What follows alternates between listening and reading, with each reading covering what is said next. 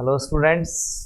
पिछले लेक्चर के अंदर हम फॉर्मेशन ऑफ डीई पर बात कर चुके हैं। डिफरेंशियल इक्वेशन का फॉर्मेशन कैसे करना है, आर्बिट्ररी कांस्टेंट को कैसे समझना है, आर्बिट्ररी कांस्टेंट के नंबर का ऑर्डर ऑफ डिफरेंशियल इक्वेशन से क्या रिलेशन है, इन सारी चीज़ों पर हम बात कर चुके हैं। इसके अलावा पिछले लेक्चर्स के अंदर मैं आपको ऑर्डर और degree of the differential equation बहुत अच्छे से सिखा चुका हूँ। यहाँ तक कि मैं आपका एक सेल्फ इवैल्यूएशन टेस्ट भी ले चुका हूँ। उस इवैल्यूएशन टेस्ट का असेसमेंट कैसे करना है, सेल्फ असेसमेंट कैसे करना है, वो टेक्निक भी मैंने आपको बता दी थी और मुझे उम्मीद है कि आप कर चुके हैं। जिनका असेसमेंट थोड़ा कम रहा हो उनके लिए मैंने सजेशन दिया था कि वो लेक्चर्स को दोबारा सुने और उस कंसेप्ट को सीखें, रिवीजन करें, तो it will be better for them, उनके लिए ये चीज़ बेटर होगी। अब हम आज बात करने वाले हैं एक और एग्जाम्पल पर जो ऑर्डर और डिग्री का थोड़ा सा एडवांस एग्जाम्पल है। मैंने आपसे प्रॉमिस किया था कि मैं आपको बिल्कुल जीरो से सिखाते हुए क्वेश्चंस का लेवल इस तरह से बढ़ाता चला जाऊंगा कि आप हायर से हायर कंपटीशन के लिए अभी से ही तैयार हो जाएंगे। बीएससी वाला पार्ट भी स्ट्रॉन्ग रहेगा और हम आगे के लिए भी तैयार होते चले जाएंगे। तो हम ऐसे ही एक एग्जाम्पल को मैं आज आपसे डिस्कस कर रहा हूं जो ऑर्डर और डिग्री का एग्जाम्पल है। सी केयरफुली, देखिए मैं यहां पर एक डिफरेंशियल इक्वेशन लिखता हूं y is equal to 1 plus dy by D X plus dy by D x का whole square plus dy by D X whole cube and so on up to the infinity. ये एक मेरे पास right hand side में series है, श्रेणी है। इसके अंदर अगर हम देखें और हम जानना चाहें कि इसका ऑर्डर कितना है तो इट इज़ वेरी सिंपल, क्योंकि ऑर्डर ज्ञात करना बहुत आसान काम होता है। हम इसका ऑर्डर आसानी से लिख सकते हैं और वो ऑर्डर 1 है, क्योंकि इसमें जितने भी डेरिवेटिव हमें नज़र आते हैं वो सभी डेरिवेटिव फर्स्ट ऑर्डर के हैं।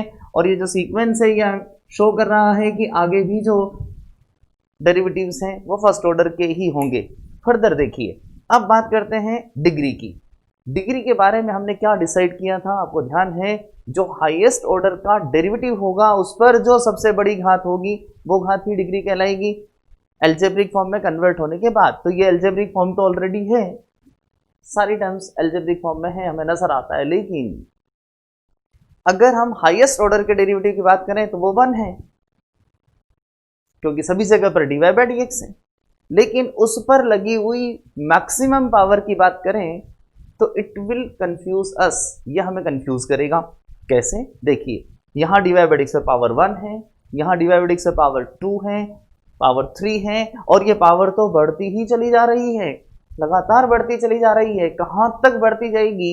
इन्फानाइट सीरीज हमें नजर आ रही है तो इन्फानाइट तक बढ़ती जाएगी। तो फिर इस स्थिति में हमें इस डिफरेंशियल इक्वेशन का ऑर्डर 1 बताने के बाद डिग्री कितनी बतानी चाहिए? सोचिए, आपके दिमाग में आएगा सर इसकी डिग्री तो बढ़ती ही जा रही है, बढ़ करके इन्फानाइट पर जा रही है, तो इसकी डिग्री इन्फानाइट हो जानी चाहिए, यानी कि इसकी डिग्री अपरिभाषित हो जानी चाहिए। बिल्कुल बिल्कुल। लेकिन इसके साथ आप कुछ चीजें और सोचिए।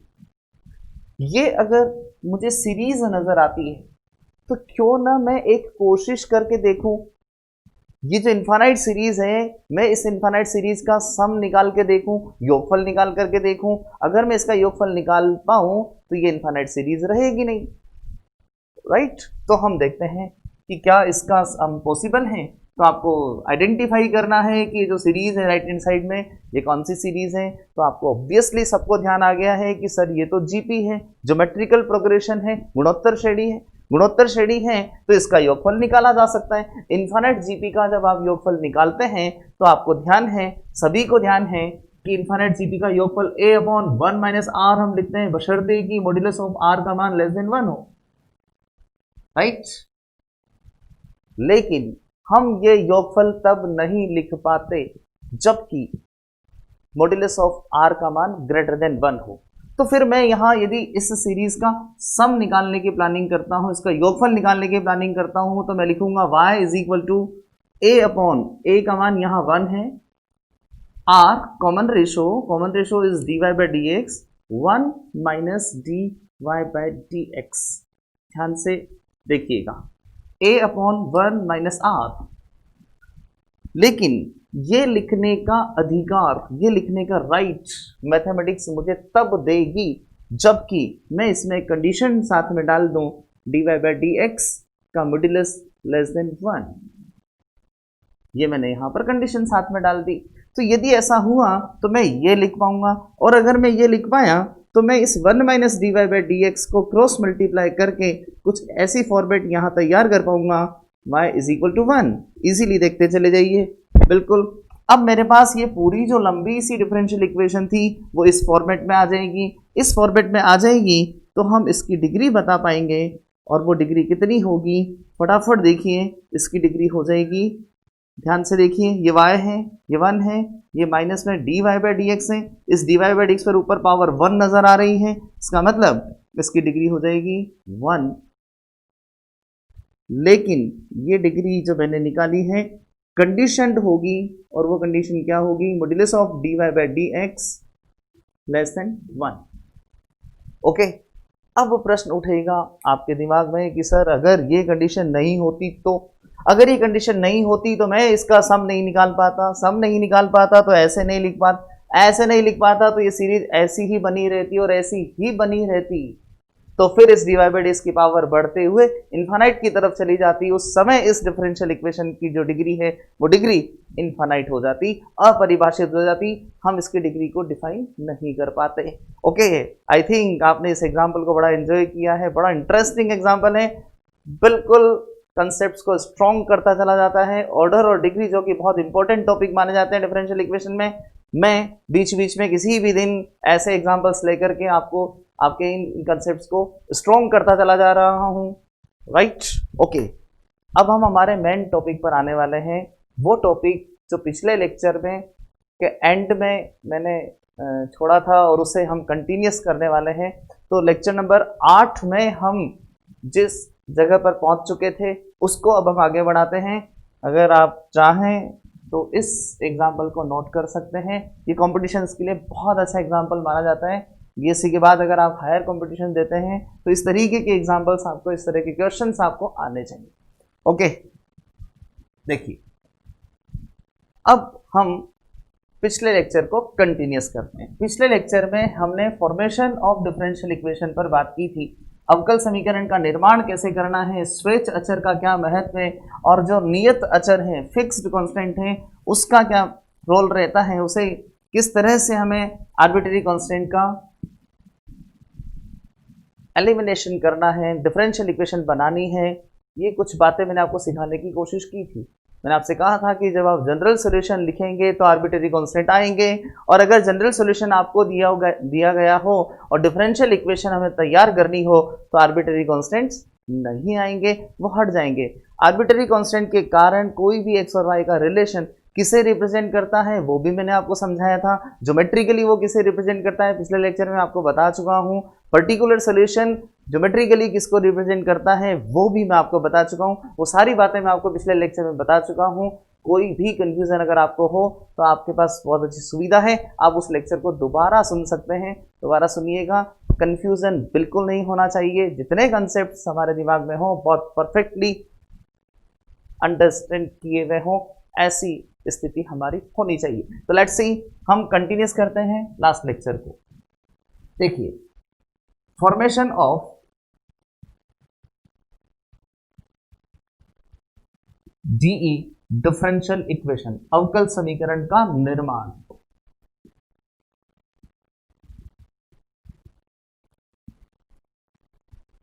किस तरीके से हमें निर्माण करना है, देखिए मैं मान लेता हूं कि मेरे पास एक्स, वाई और ए के रूप में कोई एक रिलेशन है जहां ए आर्बिट्रेरी कांस्टेंट है। एक्स को मैंने वेरिएबल, एक्स वाई वेरिएबल्स हैं, सुविधा के लिए, कन्वीनियंसी के लिए हम मान लेते हैं कि एक्स इंडिपेंडेंट वेरिएबल है और वाई जो है वो डिपेंडेंट वेरिएबल है, और ए मैंने आर्बिट्रेरी कांस्टेंट लिया है, एक आर्बिट्रेरी कांस्टेंट है। पिछला लेक्चर रिकॉल कीजिए, एक आर्बिट्रेरी कांस्टेंट होने का मतलब डिफरेंशियल इक्वेशन का ऑर्डर जरूर 1 रहा होगा। राइट, या हम जो डिफरेंशियल इक्वेशन बनाएंगे उसका ऑर्डर 1 होगा। दोनों बातें वाइस वर्सा हैं। अगर ऑर्डर 1 हो तो उसका जो सॉल्यूशन है उस सॉल्यूशन में एक आर्बिट्रेरी कांस्टेंट आएगा।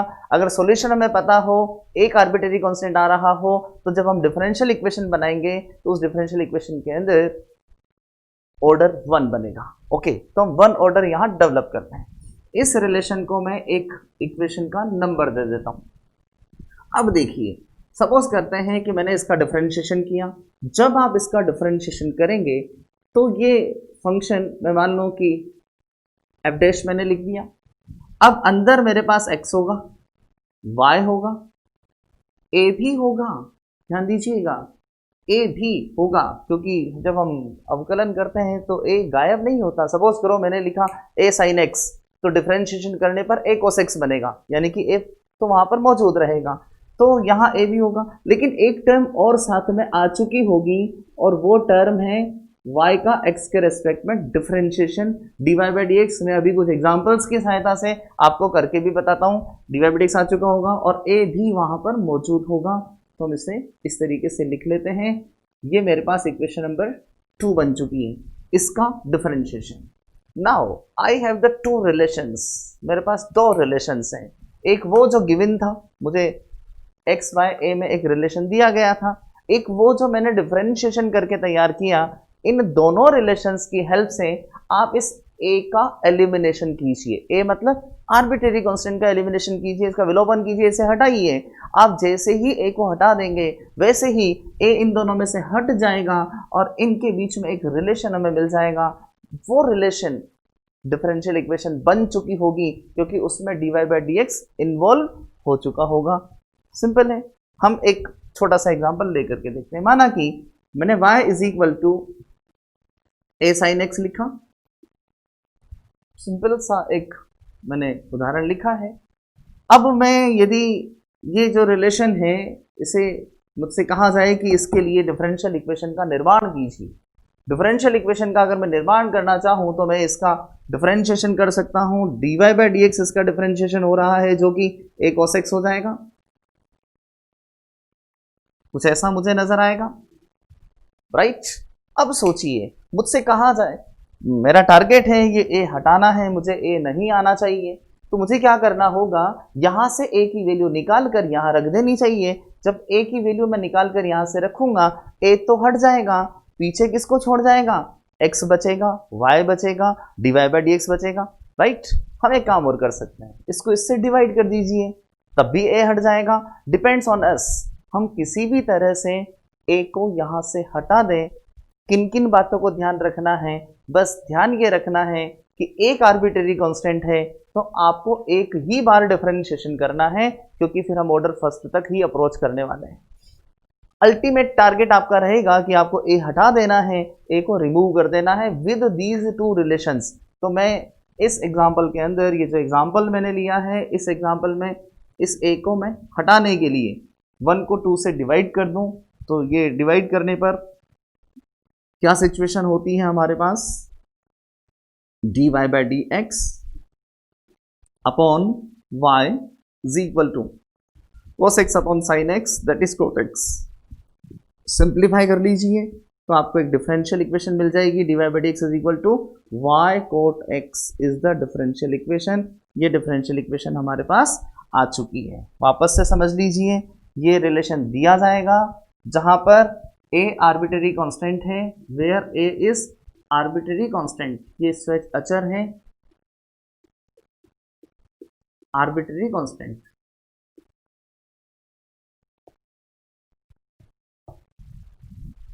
मैंने इसका एक बार डिफरेंशिएशन किया क्योंकि मेरे पास नंबर ऑफ आर्बिट्रेरी कांस्टेंट 1 है, ये मुझे मिला।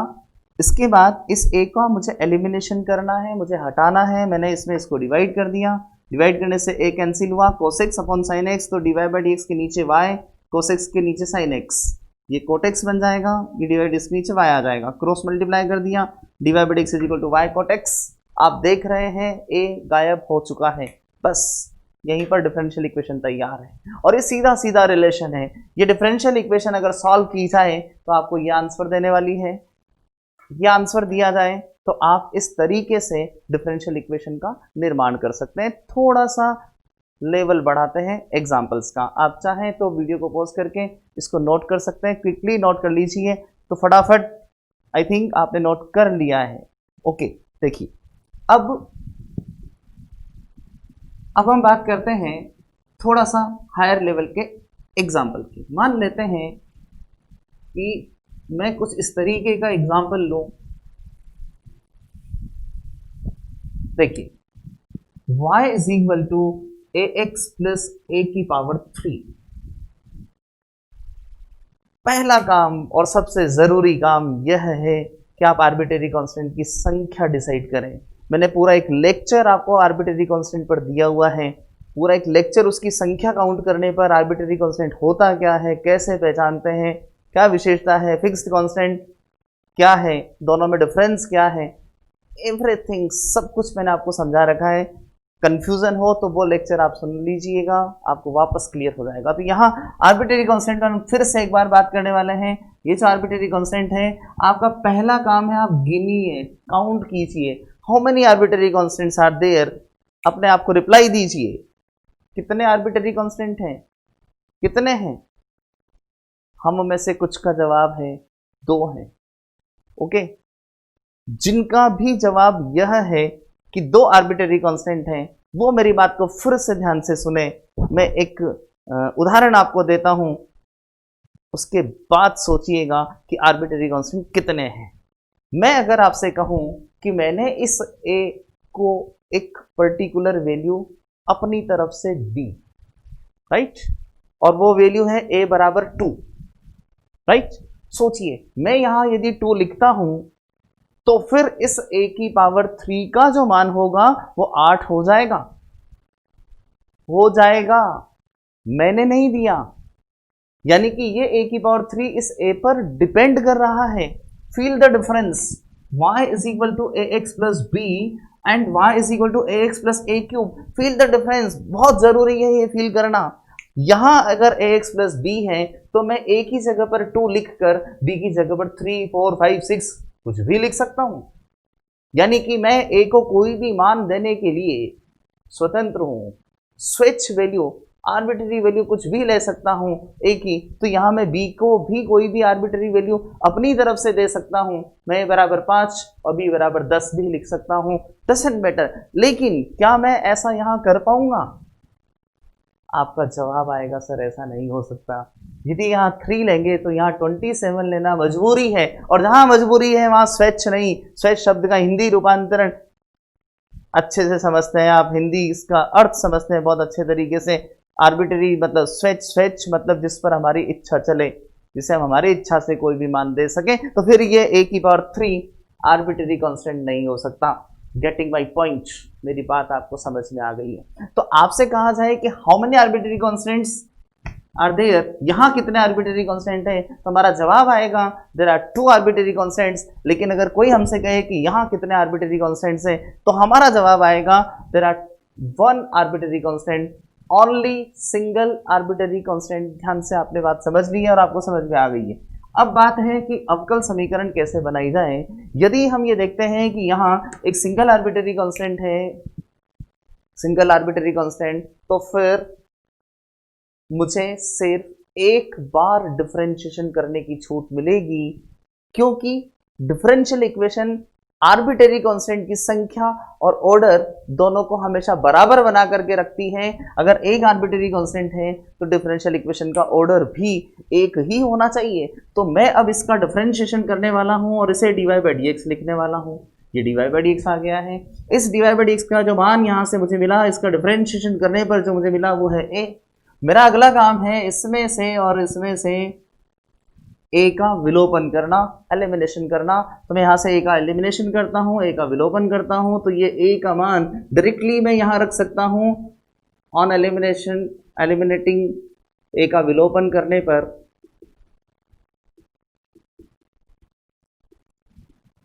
एलिमिनेशन करें,